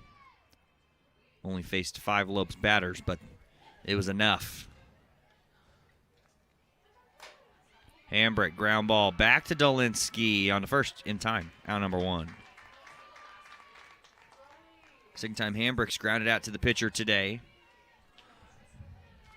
First went to Bowerly, second time now here to Dolinsky as it brings up Kristen Fifield. The center fielder, number 20. So coming into today, the Lopes were alone in first place at top of the WAC standings. As Fifield sends a fly ball out to left. That's back and foul, just missing the line. Game number 2, even in that loss at New Mexico State in Las Cruces, Fifield had her first multiple home run game. We mentioned quite a few home runs hit in that WAC game against the Aggies. Saw 7 from the Lopes in game number 1, and then those 2 from Fifield in game number 2. Same spot, sends that to left. That's going to stay in, and it's playable. Fly out to left field, brings up the home run hitter, Lily Bishop. But after the loss in game 1, the Lopes fall to a tie, 3-way tie for second place with California Baptist and Dixie State at 4-3 in WAC play, just ahead of New Mexico State and just behind Seattle. So we talked about it at the top of the last game, how important this series was, and whoever can end up winning this series goes a long way, especially considering the Lopes have to go to California Baptist after they get a doubleheader with Arizona next week. Yeah, definitely, Kyle. As you said, this series really crucial for the Lopes, but every WAC game is an important one. So we've seen so many things already today, so many things changing up in the WAC standings.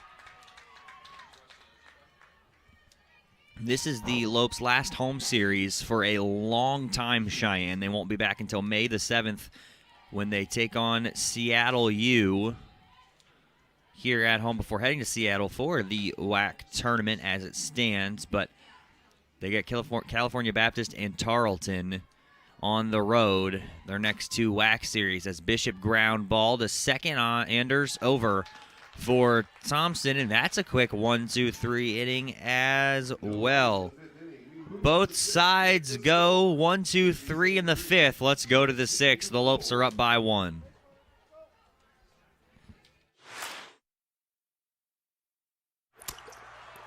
Joel Embiid is unhappy. Like, really unhappy. Because the internet keeps using not-so-amazing GIFs to react to his amazing highlights. Mountain Dew presents the Joel Embiid Deserves Better Reactions GIF Collection.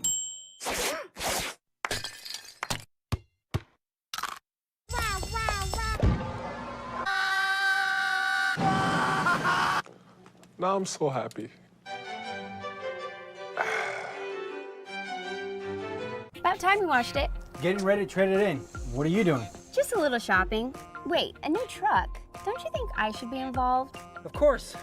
We'll head over to Sanderson Ford as soon as I'm done. I don't have time today. Hope we're going with 4 doors this time. Ooh, of course. I know exactly what I want. I mean, we want. A lightning blue Ford F-150 Super Crew with EcoBoost. All done. Shop from home, buy from home, we deliver. From the dealer you can trust, Sanderson Ford.